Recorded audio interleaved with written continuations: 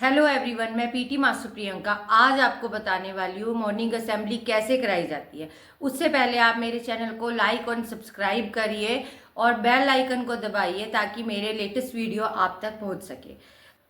Morning assembly के demo और morning assembly की वीडियोस आपको कहीं मिल जाएंगे, बट ज़मीनी हकीकत के बारे में मैं आपको आज बताऊंगी जो आप खुद के अपने पर्सनल एक्सपीरियंस से ही गेन कर सकती है।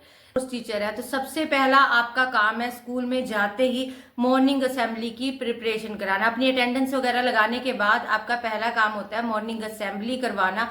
उसके लिए अगर आपने प्रिपरेशन कर ली तो आपकी असेंबली बहुत बढ़िया होने वाली है, but if you are not prepare तो आपकी असेंबली के बारे में हम कुछ कह नहीं सकते।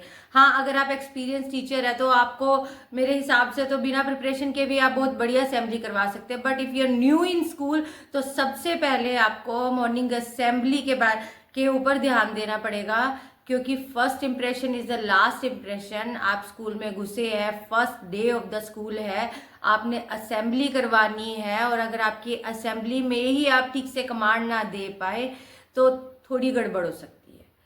अगर आप न्यू है स्कूल में तो मैं आपको कहूँगी कम से कम 2 या 3 दिन आप असेंबली को सिर्फ ऑब्जर्व करिए। जो वहाँ असेंबली करवा रहा है उसको एज इट इज़ असेंबली करवाने दीजिए, और आप ऑब्जर्व करिए कि असेंबली किस तरह से होती है, प्रेयर होती है, कौन सी प्रेयर होती है, किस तरह की इंस्ट्रक्शंस वहाँ पे यूज़ करी जाती है, और उसके बाद कैसे न्यूज़ थॉट वगैरह किस हिसाब से दिया जाता है। आप सब वो चीज़ें देख लीजिए, और आप नए हैं तो उसमें कोई चेंजेस लाने की ज़रूरत नहीं है।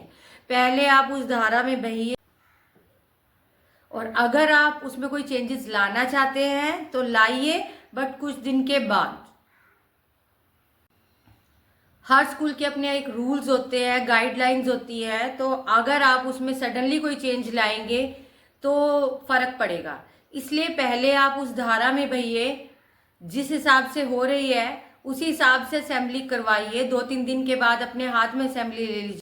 अगर आपको लग रहा है ये ठीक नहीं हो रहा, वो ठीक नहीं हो रहा, मेरे हिसाब से नहीं हो रहा, तो जी आप स्कूल में गए हैं, आपको उनके हिसाब से ढलना पड़ेगा। ठीक है, आप उनके हिसाब से ढलिए, काम करिए, अच्छे से काम करिए, रिजल्ट दीजिए और अपने को आगे बढ़ाइए, सीखिए। जो आपकी लाइफ की फर्स्ट जॉब होती है वो आपको सबसे ज़्यादा एक्सपीरियंस देती है और आपको सबसे ज़्यादा सिखाती है। अगर आपकी फर्स्ट जॉब है तो प्लीज़ जाइए और वहाँ सीखने के हिसाब से जाइए। थोड़ा टाइम से पहले पहुँचिए, टाइम से पहले पहुँचकर वहाँ पे असेंबली की प्रिपरेशन करिए, वहाँ के माहौल को देखिए कि क्या माहौल है वहाँ पे, कैसे प्रिपरेशन होती है। और पीटी टीचर स्कूल का वह इंसान होता है जो आप स्कूल की रीढ़ की हड्डी बोल सकते हैं। सुबह मॉर्निंग असेंबली से लेके स्कूल में बच्चे एंटर करते हैं, वहां से लेके बच्चे स्कूल से बाहर निकलते हैं, वहां तक आपकी ड्यूटी होती है। तो अपनी ड्यूटी में आप बिल्कुल भी आलस मत करिए, डिसिप्लिन रहिए, क्योंकि आप कई लोगों के रोल मॉडल होने वाले हैं। आपको देख के आप जैसे होंगे वैसे ही बच्चे सपना लेंगे, और आपको देखकर कई बच्चे अपना भविष्य तय करने वाले हैं। पीटी टीचर एक वह इंसान होता है जिसको बच्चा अपनी पूरी जिंदगी नहीं भूलता है।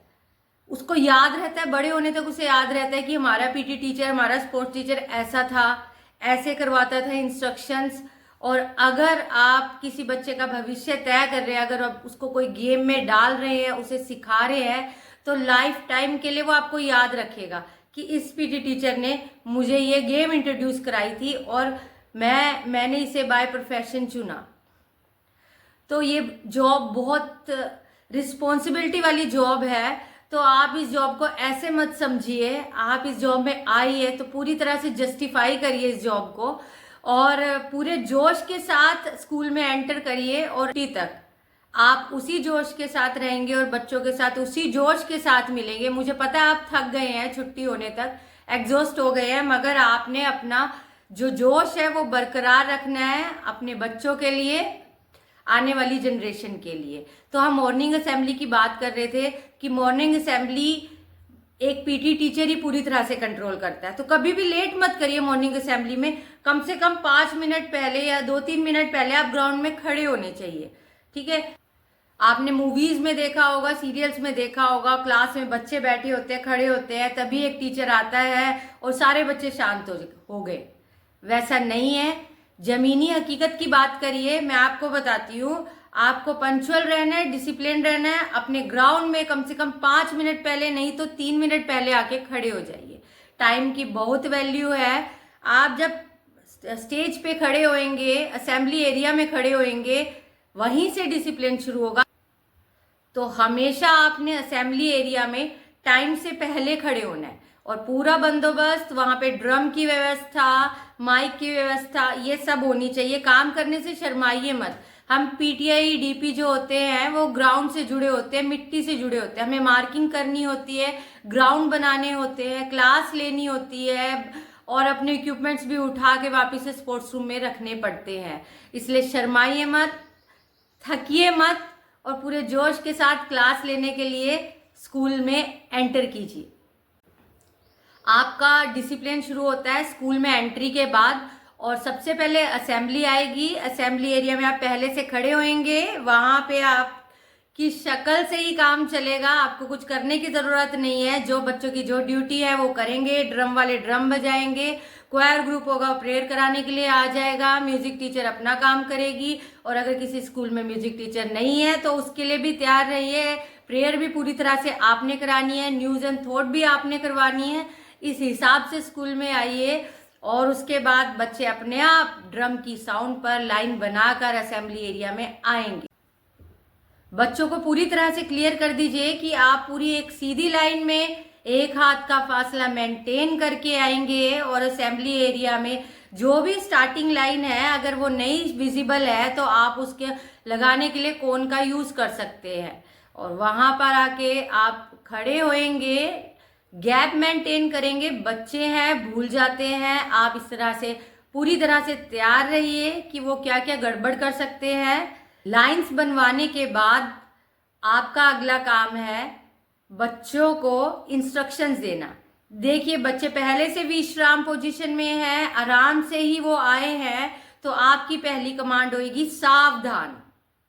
सावधान में आपको पता ही है क्या पोजीशन होगी, नहीं तो मेरे अगले वीडियो में आप देख सकते हैं। बच्चे लाइंस बनाकर आ चुके हैं, उनकी लाइंस प्रॉपर है, उन्हें कमांड दीजिए। कमांड्स आपकी प्रॉपर होनी चाहिए, शॉर्ट होनी चाहिए, क्लियर होनी चाहिए। लंबी लंबी लाइंस का यूज मत करिए, लंबी लंबी बातें मत करिए। बच्चों को कुछ नहीं सुनाई देता असेंबली में आने, उन्होंने जो सुनना है वही वो सुनेंगे। भाषण जितना लंबा होगा उतना बोर होगा। बच्चों को कुछ सुनाई नहीं दे रहा है, वो छोटी छोटी कमांड्स लेंगे, छोटी छोटी कमांड सुनेंगे। उन्होंने जो सुनना है वो सिर्फ वही सुनेंगे।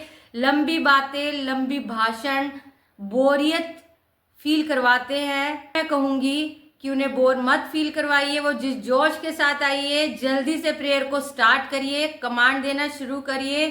सावधान, विश्राम की जितनी भी 2 से 3 बार आपने कमांड देनी है दीजिए और उन्हें जल्दी से प्रेयर पोजीशन में लेके आइए।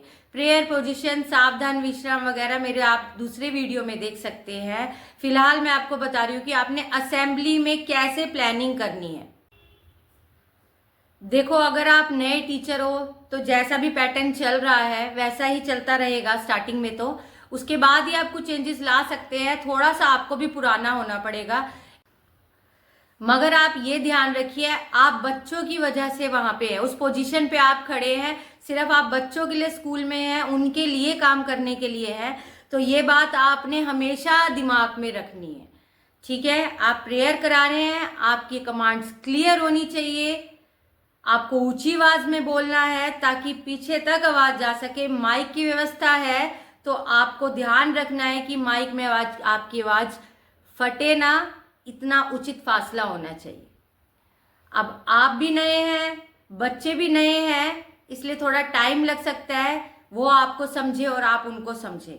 बट प्रेयर है, आपको प्रेयर करवानी है, तो उसके लिए मैं अब दूसरी बात आपको कहूंगी कि बच्चे ज्यादा देर खड़े होने के कारण उन्हें चक्कर आ जाते हैं, गर्मी है, डिहाइड्रेट हो जाते हैं। बच्चे सुबह कुछ नहीं खा के आते हैं, मुश्किल से 1-2 टुकड़े रोटी खा के आएंगे, थोड़ा सा दूध पी के आएंगे, और कई बच्चे तो बिल्कुल भी कुछ नहीं खा के आएंगे।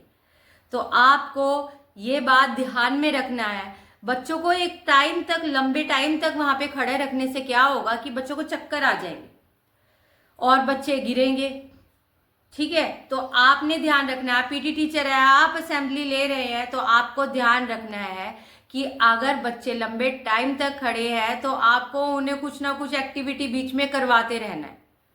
बच्चे लंबे टाइम तक खड़े हैं तो प्रॉब्लम हो जाती है। बच्चे लंबे टाइम तक खड़े होंगे, जितनी गर्मी होगी बच्चे बेहोश होके गिरेंगे। सर्दी में बच्चे बहुत बेहोश होके गिरते हैं, तो उसका यही कारण है कि लंबे टाइम तक एक ही पोजीशन में खड़े रहना। उनकी पोजीशन बदलवाते रहना है आपको, यह आपकी पूरी तरह से जिम्मेवारी है।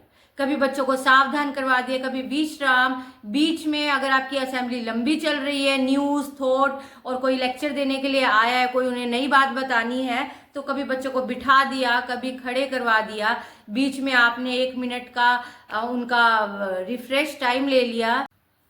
असेंबली लंबी चलने वाली है तो आपने इसकी व्यवस्था करनी है। आपने बच्चों को कभी खड़े कर दिया, बिठा दिया है, राइट घुमवा दिया, लेफ्ट घुमवा दिया, और बच्चों को इतना ट्रेंड करिए कि बच्चे आपकी बात माने।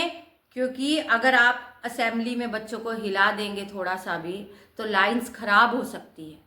तो इस बात का ध्यान रखना है, बच्चे इतने ट्रेंड हो, आपकी बात इतना ज़्यादा मानते हो कि फटाफट से आप बोलो सेटल डाउन, और बच्चे फटाफट से सेम पहले वाली लाइंस में आ जाए। अगर आपका बच्चों में इतना ज़्यादा कंट्रोल नहीं है अभी, तो इस चीज़ के लिए बिल्कुल भी पंगे मत लेना। आप सीधी सीधी असेंबली करवाइए शुरुआत में, और जब आप परफेक्ट हो जाए, बच्चे आपकी कमांड्स को फॉलो करने लगे, और उसके बाद आप बच्चों को कोई भी एक्टिविटी करवा दीजिए। बच्चे विदिन 1 मिनट 30 सेकेंड्स आपकी कमांड में फटाफट से सेटल डाउन हो जाएंगे, सीधी लाइनें बना लेंगे बिना हिलजुल के। असेंबली में बच्चों को वेदर के अनुसार ही एक्सरसाइज कराइए। ज़्यादा ठंडी है तब भी आप ज़्यादा एक्सरसाइज नहीं करा सकते, गर्मी है तब भी नहीं एक्सरसाइज करा सकते। 3 से 4 मिनट की एक्सरसाइज होगी। असेंबली करवानी कितने टाइम में है, टाइमिंग को आप नोट रखिए, भूलिए मत। सामने बच्चे हैं, कुछ बच्चे कुछ बिना कुछ खाए पिए आए हैं, धूप है, तो उनको बिल्कुल भी मत करवाइए। जल्दी से क्लासेस में भेजिए, और क्लासेस में जाने के लिए कमांड दीजिए। कमांड छोटी होनी चाहिए, क्लियर होनी चाहिए। ड्रम की साउंड पे बच्चे हाथ हिलाते हुए जाएंगे या हाथों को बैक में ऐसे रख के जाएंगे, वो आपकी चॉइस है। आप बच्चों को ठीक से क्लासेस में भेजिए। एंड नाउ सारा सामान वहाँ से उठवाइए, यह पूरी तरह से आपकी ड्यूटी है। किसी की ड्यूटी लगवाइए, आप किसी की हेल्प लीजिए, असेंबली को ख़त्म कीजिए और अपने अगले पीरियड में जाने के लिए तैयार रहिए। मिलते हैं मेरे अगले वीडियो में। मेरे चैनल को लाइक और सब्सक्राइब करिए। तब तक के लिए नमस्कार, जय हिंद।